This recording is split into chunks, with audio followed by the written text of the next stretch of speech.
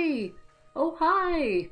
Um, hi, Matricula. Hi, Crafty. Thank you for subscribing, Matricula. That's awesome. Yes, sub hype. I mean, subscriber hype. Ah, hi, don't put me on pizza. Hello. Hi, everyone. Um, welcome. Yay. Welcome to this week's tarot stream. Um, yes, thank you so much, Matricula. I love it. I love it, and I'm so appreciative. And thanks to you and to Richie for the host. Sweet, sweet hosts. And yeah, so we are here. We are here and we are doing the thing. Yes. Hi. So, getting back on that tarot bandwagon after the thing that is Dragon Con and Dragon Con Recovery. So last time we did this, we were talking about the threes in the Minor Arcana. And just as a reminder, the Minor Arcana is the part of the tarot that has numbers and suits and kind of has a structure more like a playing card deck. And they tend to talk about life stuff, everyday stuff, right? They don't talk about the like really huge big themes like the major arcana do. So we're working our way through those one number at a time. Last time we did the threes, talking about harmony and flow or disharmony. And this week we're moving on to the fours. So 3 was where we first started kind of getting things in a sustainable order. An order that had its own flow, its own momentum, its own harmony. 4s are really more about a set structure. Think, going from a triangle to a square or a rectangle. Going from a tripod stool to a chair. You get a lot more stability. Stability, structure, 4 walls to a house. And so, keeping that in mind, we're going to, just like we have with the other numbers, that is a good point, don't put me on pizza, unless the floor is wobbly. All the structure in the world will not save you if the floor is wobbly, or the legs are uneven, or the foundation is bad. Wisdom to live by. So we're going to jump right in and start looking at the kinds of structure that the 4s deal with. So, nope, wrong setup. There we go. I know how my setup works. So first this week, I'm going to start with the swords. So 4 of swords and 4 of my decks. And just to remind folks, this is the Rider-Waite-Smith deck. It's probably what you think of when you think of a tarot deck or the standard tarot deck. And I like to use it as a baseline because a lot of tarot decks draw on it. This is from the Thoth deck designed by Aleister Crowley and Lady Frida Harris. This is from the Wooden Tarot deck, which is an indie deck, and this is from the Numinous Tarot deck, which is also an indie deck. So I'm going to try and lay these out the same way each time so you can get a good idea of the character of each deck as well. as the character of each card. So, first four of Swords in the Rider-Waite-Smith Tarot deck. Right here, we've got, so what this looks like to me, and I don't know the intentions here, but what this looks like to me is a tomb, a fancy schmancy tomb of a knight or noble in a cathedral. And the swords are pretty cleverly woven into this as, to me, they look like relief carvings on the wall and on the tomb itself. Now, at first glance, maybe this talks about, you might think, this talks about death, because it's a tomb. But the impression that I always get, because it doesn't, this isn't about the act of death, right? The death has already happened. The death happened off screen. What we're looking at now is in the structure of this card. You're exactly right, Crafty. There's no action in this card. The swords are ornamental. It's aftermath of death. Y'all are on it. So this is about the rest and peace that we hear referenced in Rest in Peace. The wishes for someone after they've died to have rest. So it's getting at that kind of rest from turmoil, rest from work, rest from worldly obligations. That kind of space and serenity. And I think it's important to note that even if we're not the dead knight resting like that,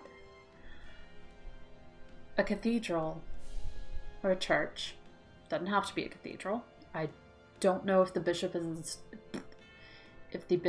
is installed here. But churches, Catholic churches like this, are restful places. Sorry, so don't put me on pizza. The thing that makes a church into a cathedral is that it's where the bishop sits. And when a new bishop comes to take up his seat in a cathedral, it's sometimes referred to as the installation, or the bishop's installation. The bishop is being installed. It does rather sound like the bishop is a piece of furniture, but I assure you, these are real dudes. But that's what that refers to. So, the Crafty. Yes. Oh, well, okay, that's well noted. Don't put me on pizza. But installed can also mean buried. I would tend to think interred for that, but it's not a far reach at all. But point being, there's an attitude, there's an air of restfulness, even if we're not at the eternal rest place here. In the stained glass window up here, it's hard to get enough detail on my little camera here, but we have a saint blessing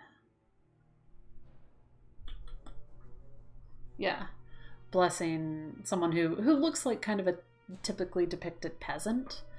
So there's again that emphasis on a set space, a set place of blessing, of rest, of relief. So that's kind of where we start from. a space set aside for rest, for quiet. Maybe in the long term, maybe just to walk out of your day-to-day life. In the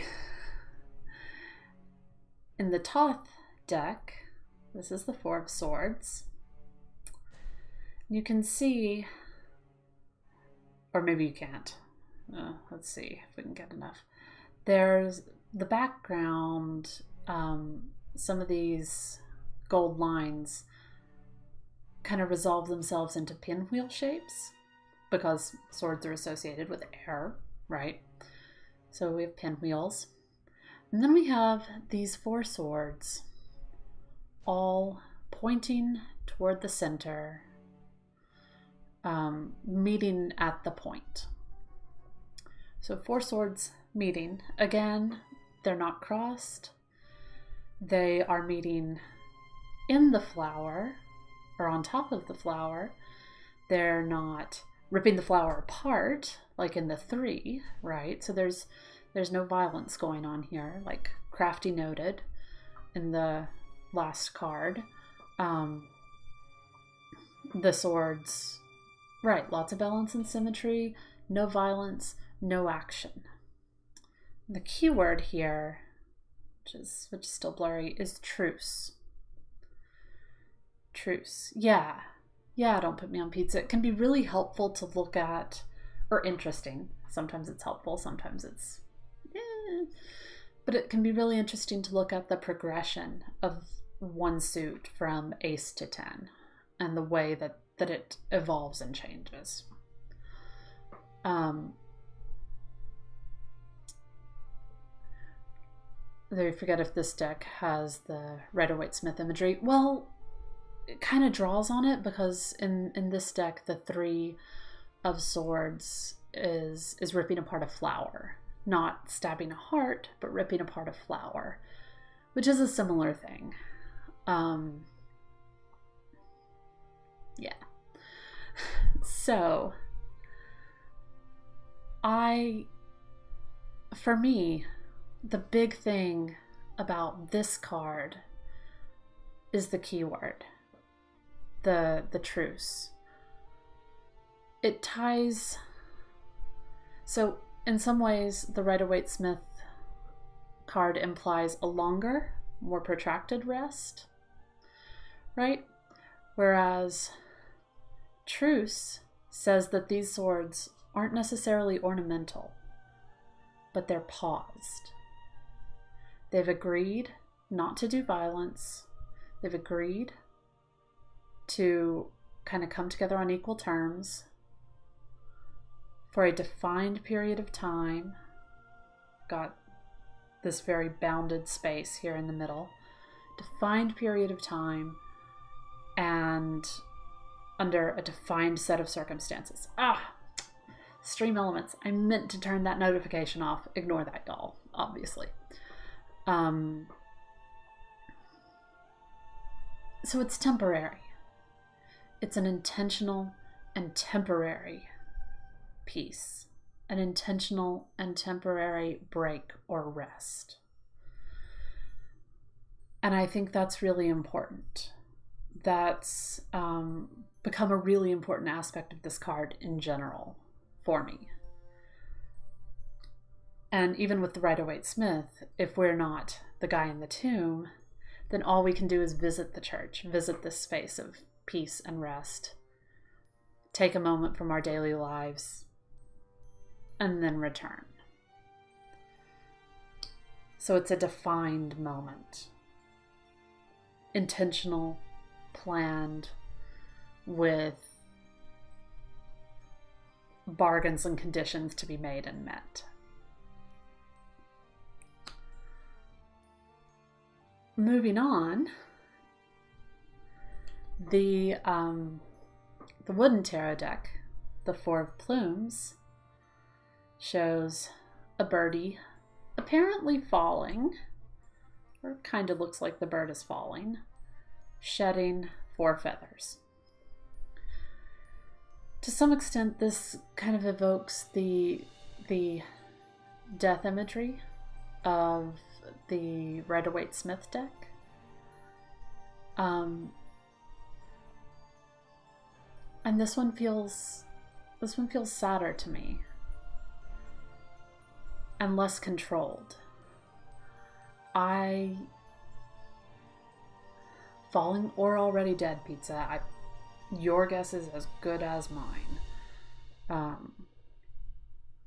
I don't know. But yeah, it doesn't necessarily say a lot to me about temporary rest, about boundaries and agreements in order to make a space for rest and peace. And it's an interesting departure.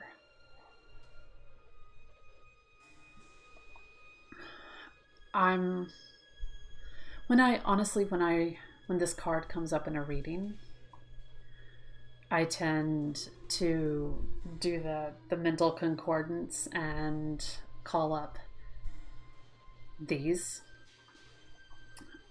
Yeah, it does. Or like more of a surrendering to a period of rest rather than actively choosing it. Like just giving up on the struggle. But yeah, more surrender than intentional truce, which doesn't feel like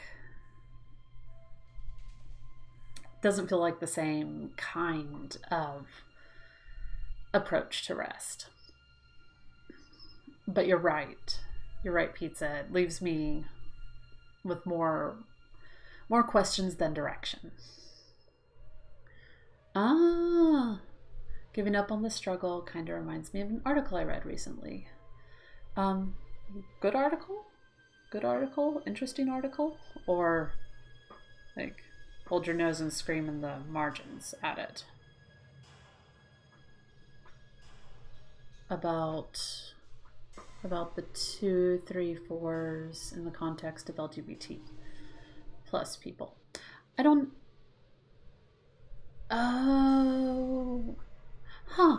That sounds really interesting, Pizza, and I'd love to hear more about it. Yeah, or if it's accessible, I'd love for you to link that in the Discord. If you'd like. Yay, thank you. So, our last deck is the Four of Bells in the Numinous Tarot deck. And this, to me, gets at some of the Waite Smith imagery with the sleeping person, and some of the idea of truce up here. It is a very temporary rest. There is work piled up. The bells are gonna ring and wake you up, but you have to rest. The work is gonna be there. You have to rest. I love how very clear this card is. And I love the idea of making a truce with your work, with your life. This really shows us what making a truce can mean. Saying, okay, I may have list O things to do, but I'm going to intentionally take 2 hours and sleep because I won't be able to do anything else otherwise. So I really like that, and I really like that it asks us, do you need to be taking that time, or do you need to be listening to what's trying to wake you up out of this?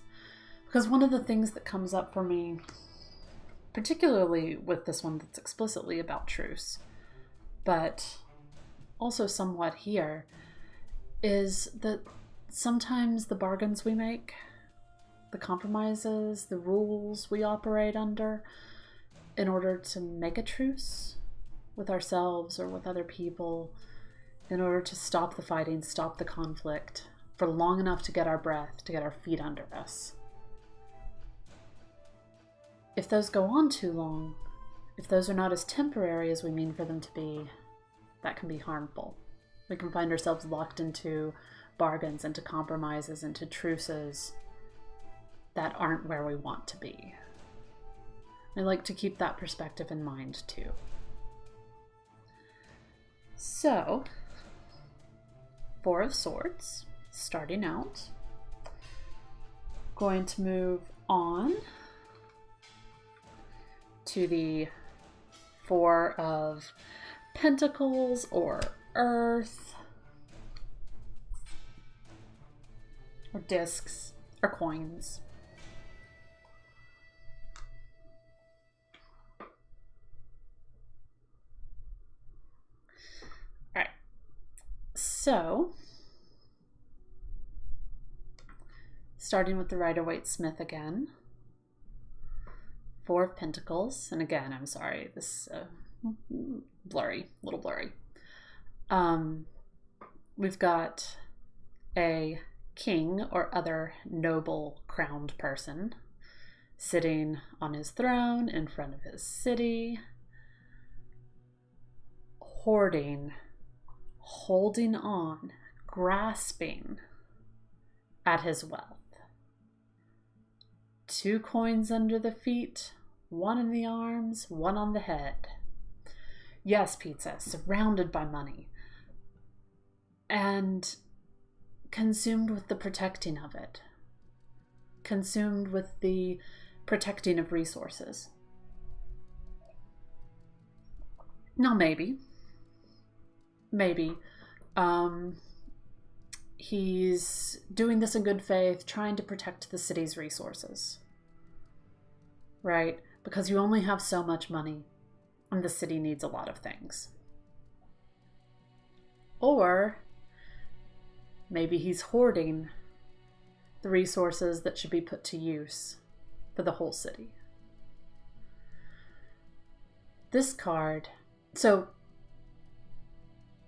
with the Four of Swords, I kind of forgot to bring it back to structure. But we talked about making truces, making boundaries, making agreements, setting aside time to rest. So that talks about how we make structure, how we structure our thoughts and our time and our mental work, right? Setting breaks in our work, breaks in our thought, setting aside spaces for our thoughts to be quiet. Okay, so back to the theme. The Four of Pentacles talks about structure and management and protection of physical resources. And is it hoarding or is it careful stewardship? Here, the grasping, the feet on the coins really give me a feeling of, if not hoarding or being miserly, then being deeply afraid of not having enough, of feeling like you have to hold on to every coin because there might not be enough if you don't. So, particular inflection.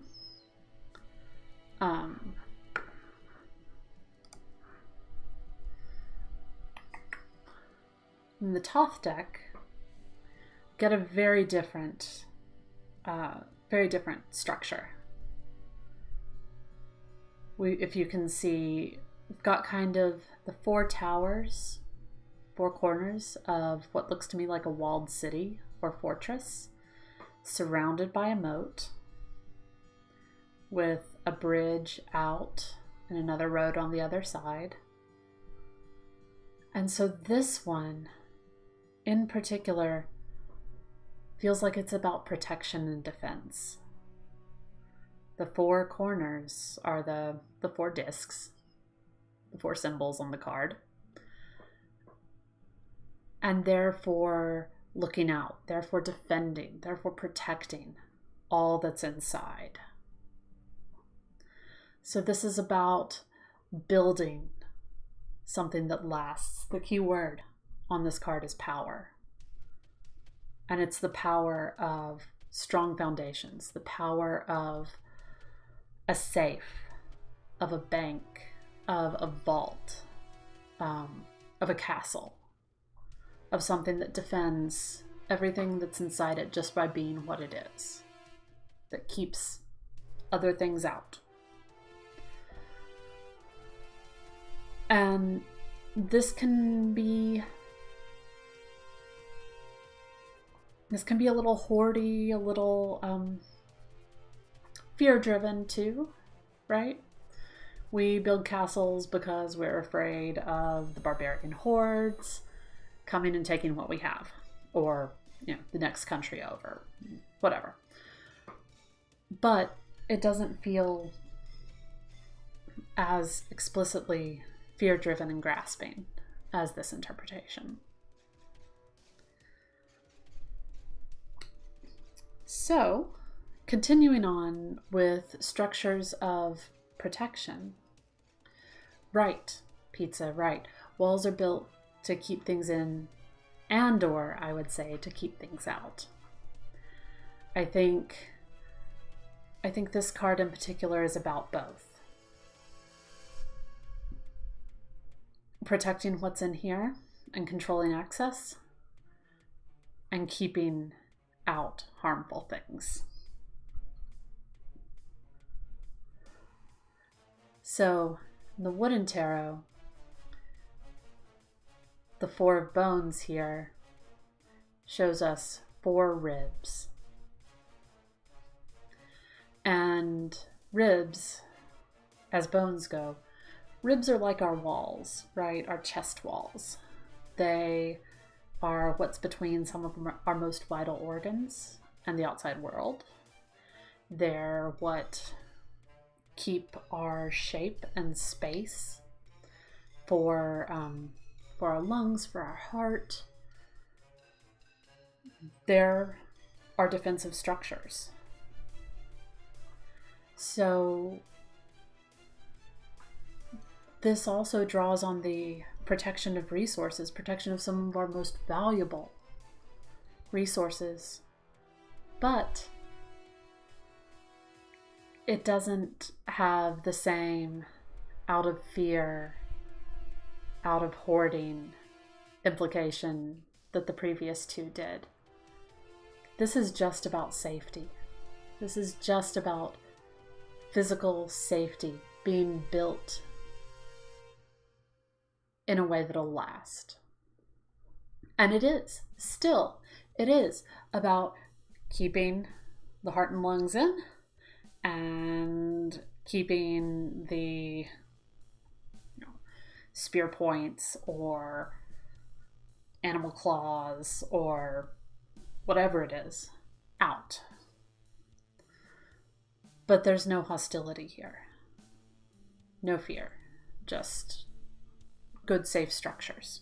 So I like this one.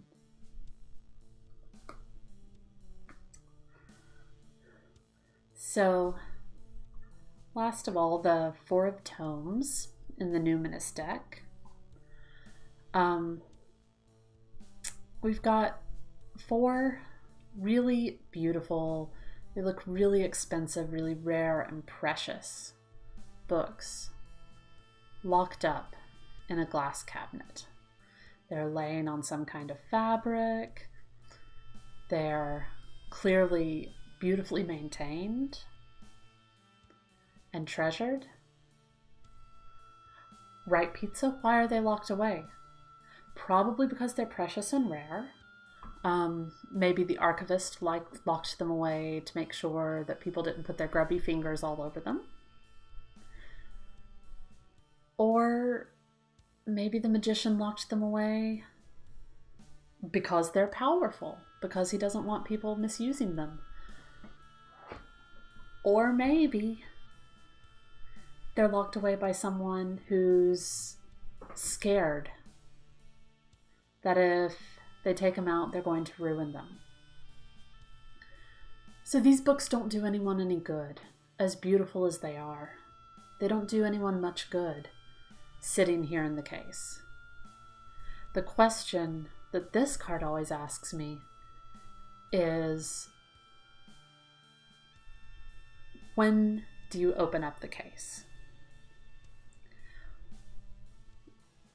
What is sufficient reason for getting out the good china, for dipping into the savings account, for bringing out the beautiful, precious, rare books? So, what is sufficient motivation? What are our resources actually for? It's good to have them, but if we don't know when to use them, when to actually take them out of the box, out of the case, out of the account and use them, then they don't do us any good. They just sit there. So, as I so often feel, I feel like this gets at a lot of the questions that the Rider-Waite Smith card wants to be asking, but takes a little digging to get at. I feel like those questions are much more readily available in this card. So, Four of Pentacles. How do we protect our physical resources? How do we protect? And when do we protect? When do we get out? When do we use our physical resources? So that structure. So, moving right along to the Four of Wands, to the structures, the way that fire or willpower needs structure and form.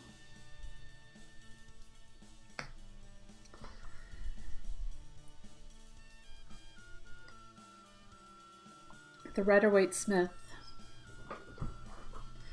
deck, I always think of this in general as the Festival in the Town Square card, because that's what we have here, right? The Four of Wands are poles holding up a festive garland. And I have to say, I really want to see someone make a garland like this in real life. That is what I want. I have never seen a real garland like this in real life, and I would like to at some point. Yeah, pizza. It does kind of feel like a wedding.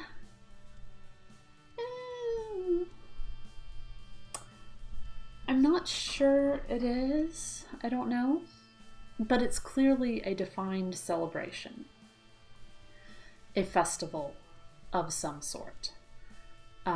Because it's wands, not cups, my impulse is to say that it's a little bit more, it's a holiday. It's a time to get together and dance and sing and drink rather than a celebration specifically of love. But it's a defined time to go celebrate, particularly to celebrate what we've done, what we've changed, what we've made happen. So maybe it's a harvest festival, or a festival celebrating building something new, finishing or opening something new. Because wands are about our willpower, they're about our transformative capacity. So this is celebrating something we've done with that.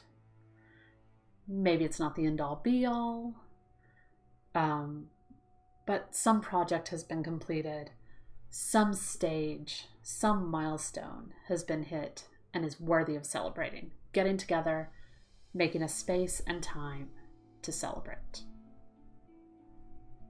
Yes. Yes, pizza. End of a chapter. Which brings us to the Thoth deck.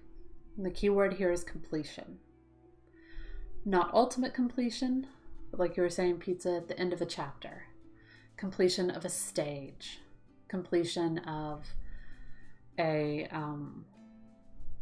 milestone. Something that's worth celebrating, worth being happy about, but then we have to keep going. And here we see the golden wheel with the 4 wands as kind of the spokes, right? And one end of each spoke is a ram, and one end of each spoke is a dove. Now, if you'll notice, there's, if you can see, there's the Venus symbol up here.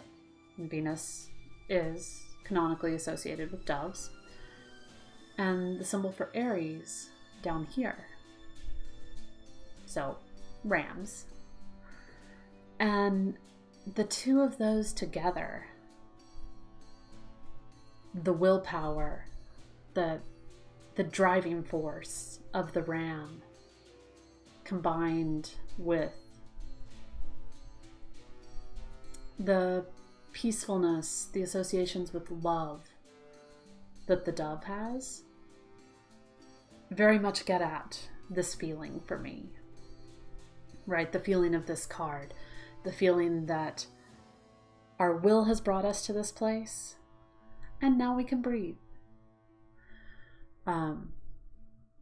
So it's a little more abstract, a little less readily apparent, but still getting at that completion of a chapter, completion of a step. Cause for celebration.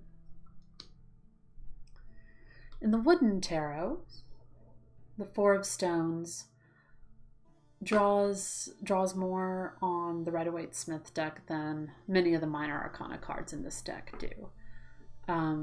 We've got the 4 poles here, or twisty like ibex antlers, joined by garlands of stones. So it's less evocative, but it still looks like it's opened a celebratory space. It's opened a space to celebrate. Come in, you party, you have a good time, you go home, and you keep doing the work. So, drawing on some of that Rider-Waite-Smith imagery, but in a much more spare and minimal way. Then finally, the Numinous deck, the 4 of candles. And again, this one draws pretty directly on the Rider-Waite-Smith imagery as well, but we can see more clearly. Yes, pizza. This absolutely looks like a ritual circle, but not like serious, well, celebrating can be serious business too, but not super serious, somber ritual. This is a ritual of joy, of celebration, of, like with the flowers and the garlands, more a May Day or summer solstice, celebrating the abundance of the earth or celebrating the harvest that they've brought in, than, very solemn. Because they're dancing. There's happiness, there are flowers. But again, they've clearly set aside a space to celebrate what they've achieved, what they've accomplished. Set aside a space, and then they'll be done with it. And so when these cards, in any of the decks, when this comes up in readings, that's what I tend to tell people. That's what tends to come up for me. You may not be exactly where you want to be. You may not be all the way through your journey at the true end point.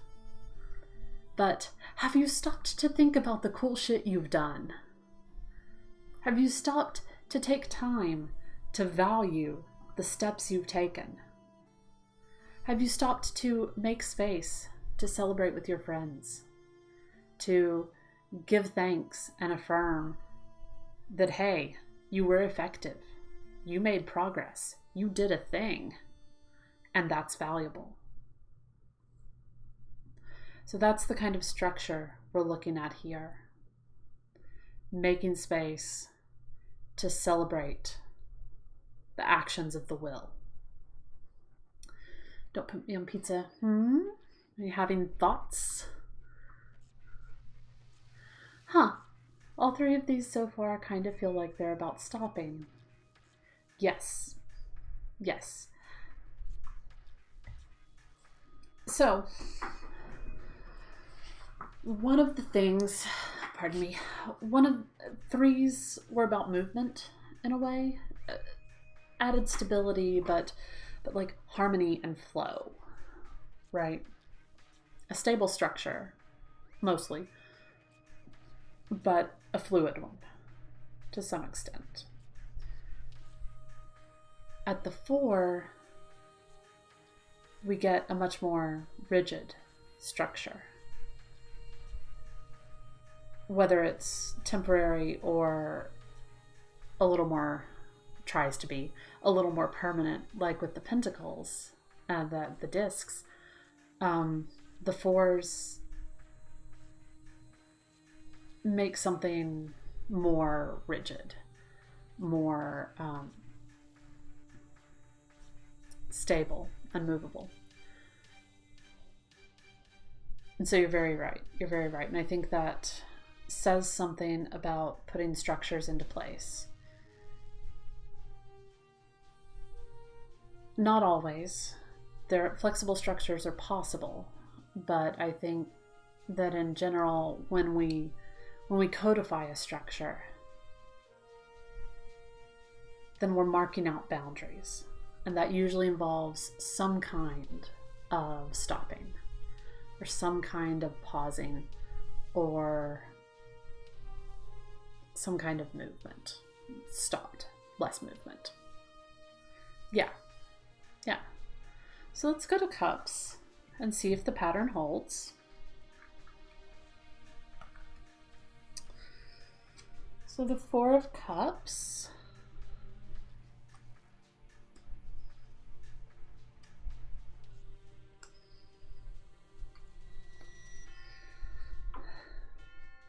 So,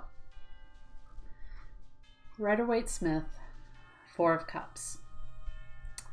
Dude sitting beneath a tree, 3 cups in front of him, determinedly ignoring the cup that the universe is offering to him. Now, to be fair, there doesn't seem to be anything different about this cup than the other 3. They're all the same in this deck. But does he not see it? Is it just is he ignoring it because he's just not looking? He doesn't realize it's there? Or does he feel completely contented with his 3 cups and sees no need to be looking around for anything else? Don't put me on pizza. Does he not want to see it? Does he, for some reason, want to believe that these 3 are all there are? And remember, cups are about our heart. So this talks about this connection he's not seeing here. There may be an addiction angle, although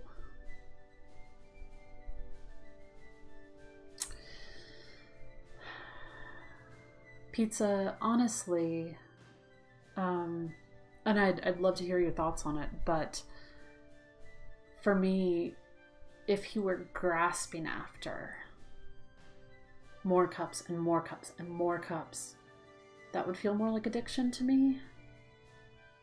than here, where he just, no.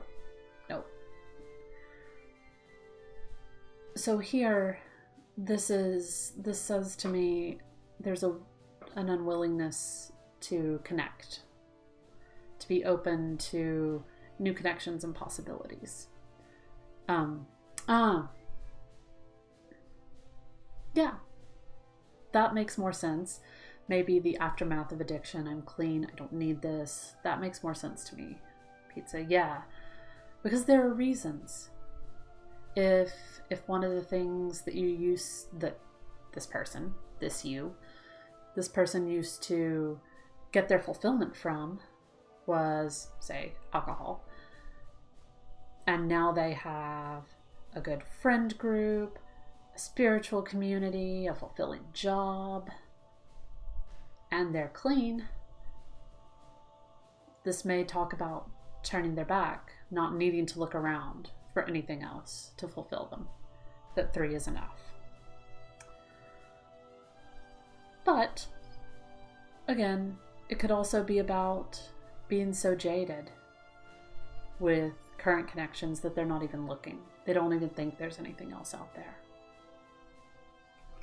So, for a slightly different take, going to the Thoth deck, and here we see 4 cups being filled from the magical Lotus Fountain. And if you'll notice, the first tier of cups are overflowing into the second. The second cups are not overflowing. They're just catching. And the keyword here is luxury, which to me says that the take on this card that Crowley's focusing on is I already have enough. Why would I need more?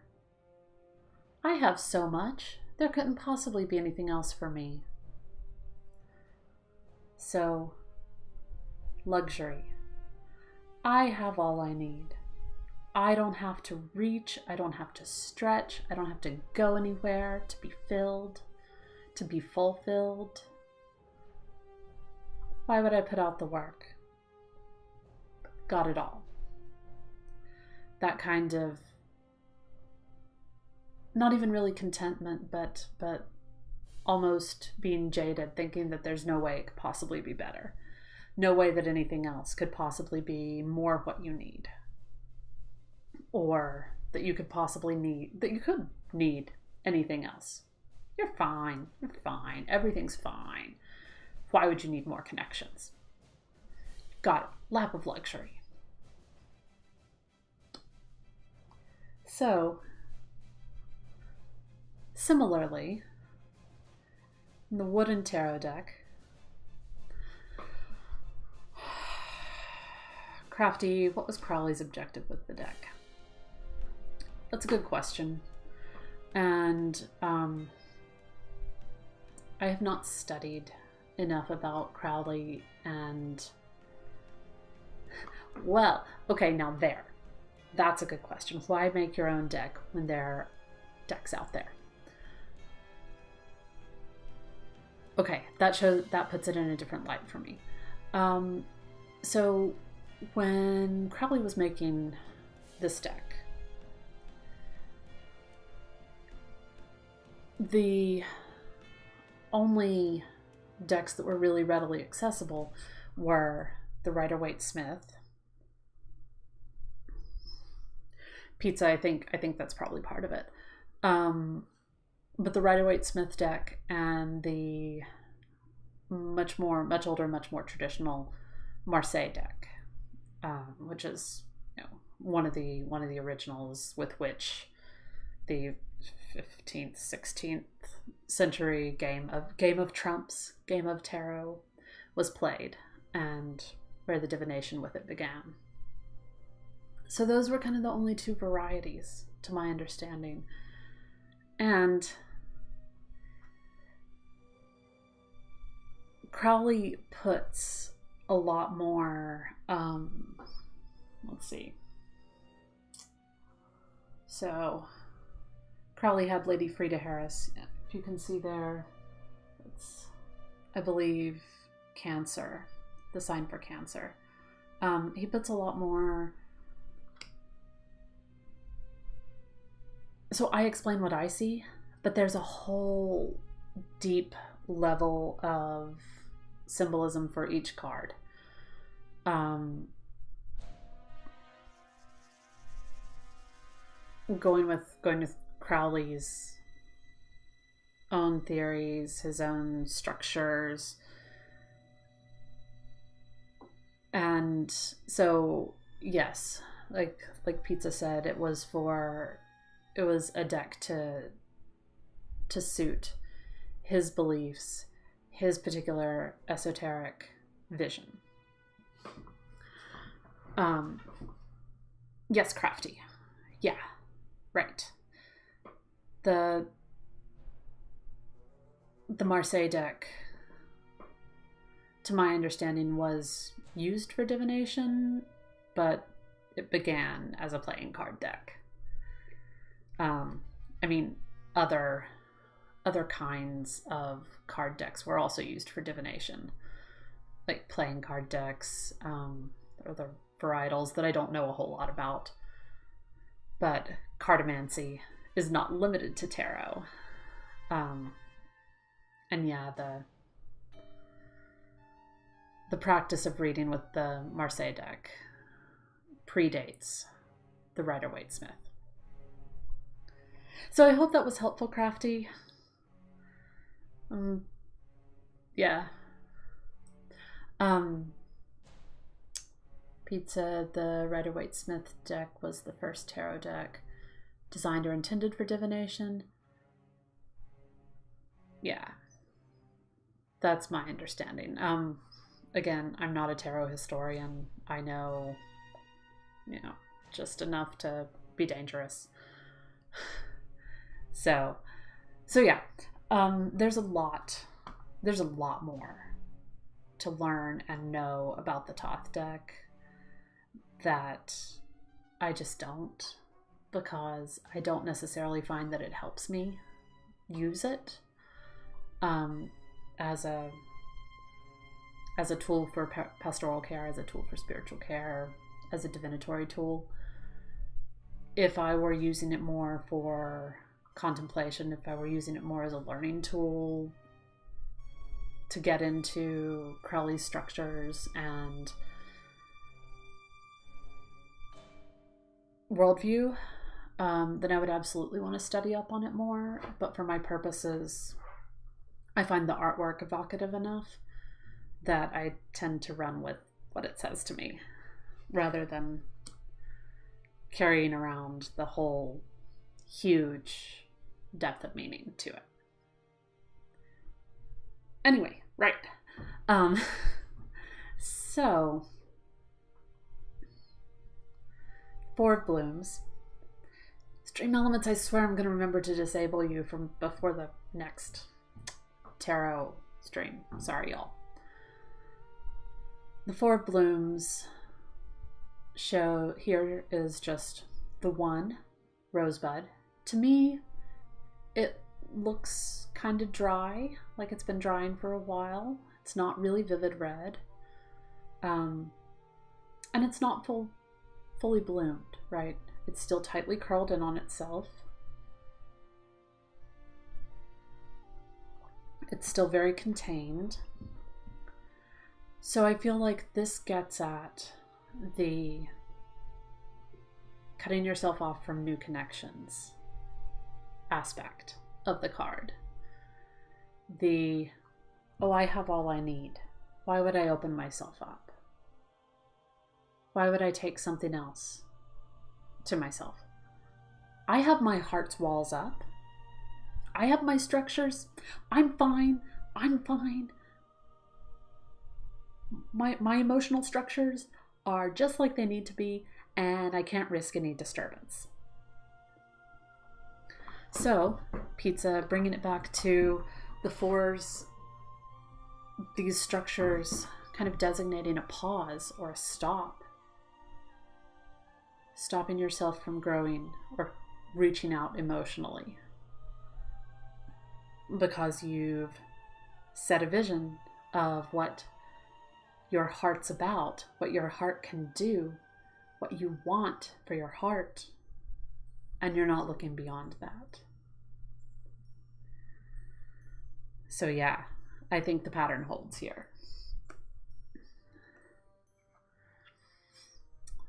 Then, with the Numinous deck, we've got this person who has 4 beautiful vials of varying sizes and shapes spread out on the table in front of them, and the whole wide ocean behind them.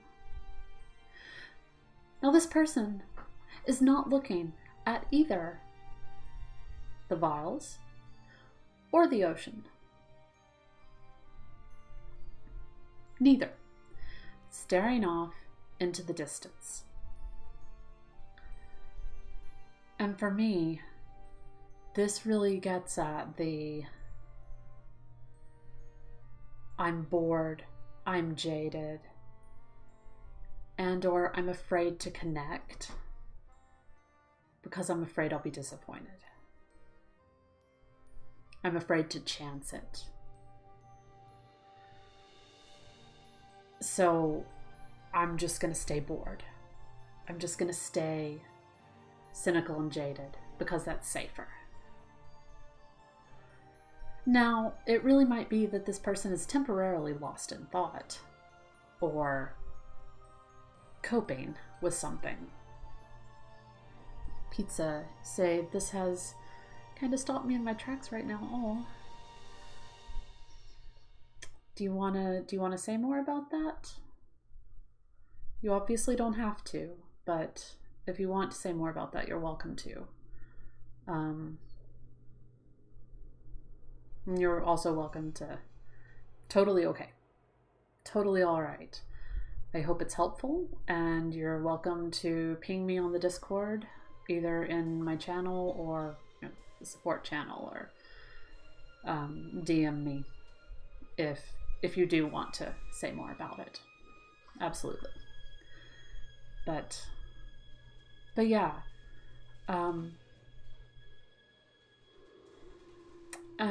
So yes, here in all of these, there are different inflections on having your emotional systems in place as you want them and not being open to changes. And again, like I was saying about the Numinous deck, I do want to emphasize that sometimes this is a coping mechanism.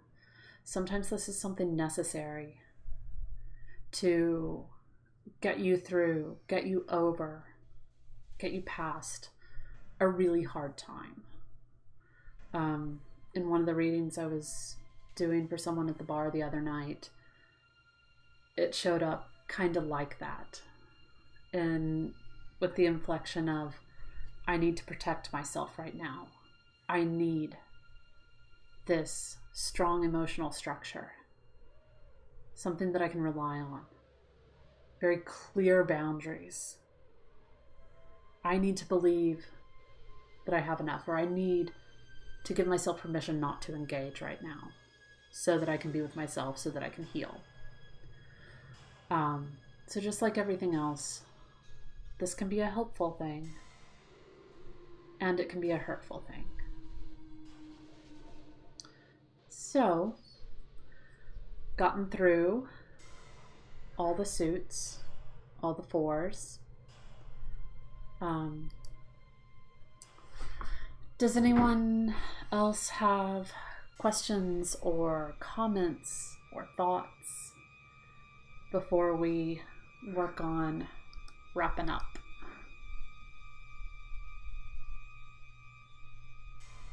And I do want to thank you, Crafty and Pizza, for your wonderful questions and interactions and chats all through this. It's wonderful. Thank you, Crafty. I really enjoy doing it.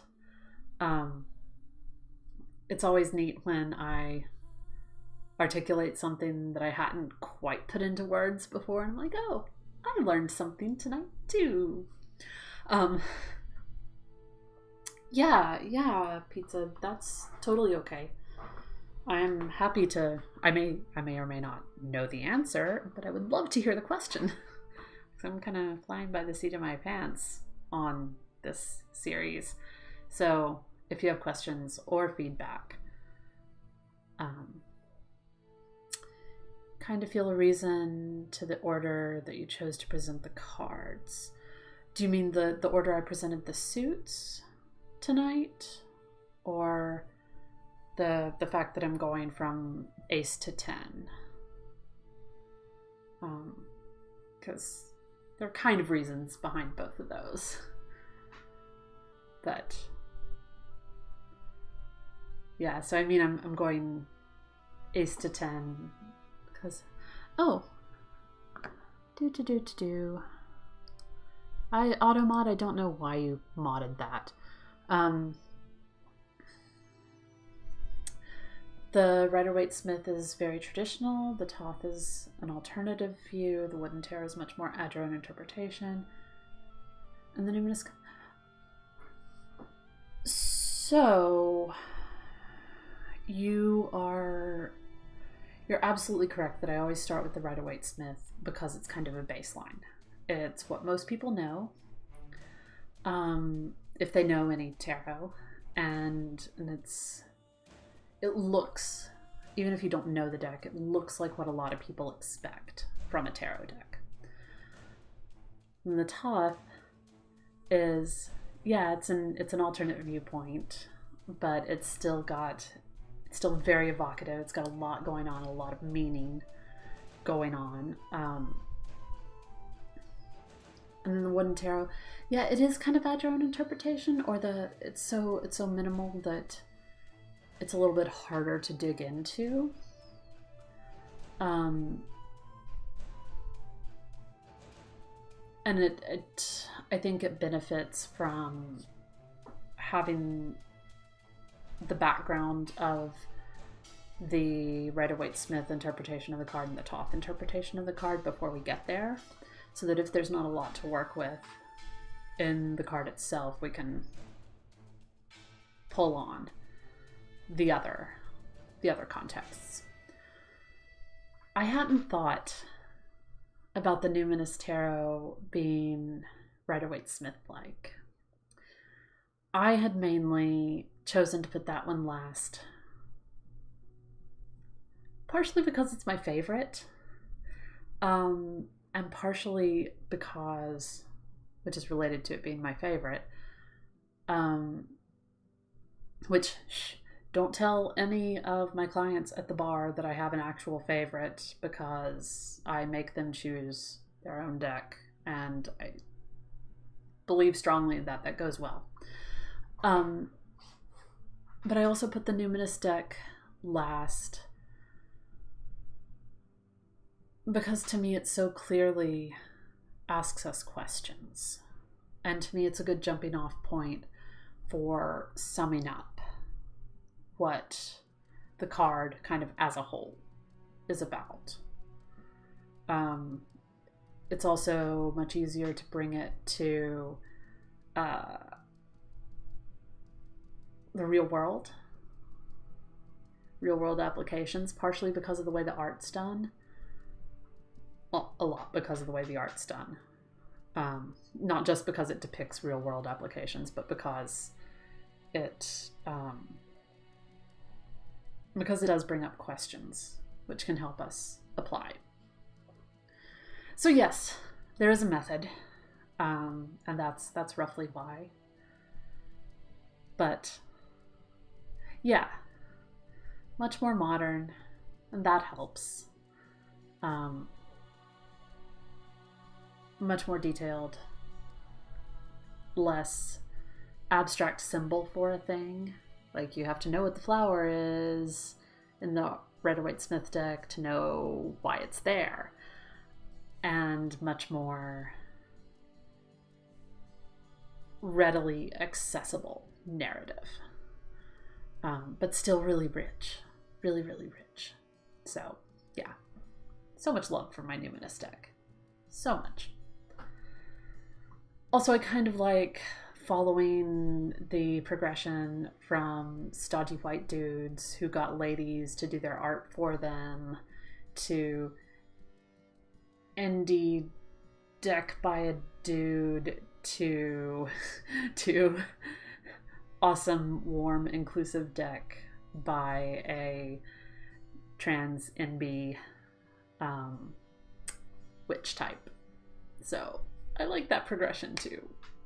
We saved the best for last. But again, thank you all for being here. Thank you to the folks who are hosting me. Thank you for chatting.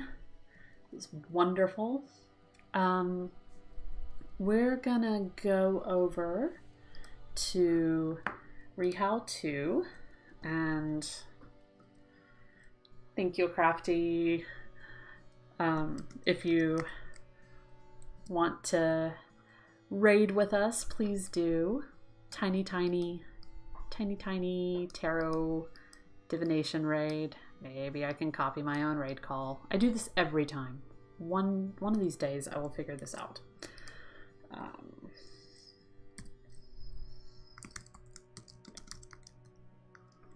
Let me make sure I'm spelling this right. Let's see. All right, we're gonna go over to Rehow and hear some music, and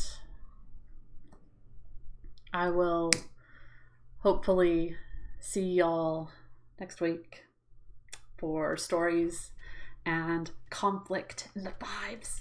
Thank you, Crafty. Yeah, if there's anyone else out here in the southeastern US, please be safe. Please stay dry. Please take care of yourselves. Because I do want to see you here next week, if you have power. Have a wonderful weekend, y'all. Be well.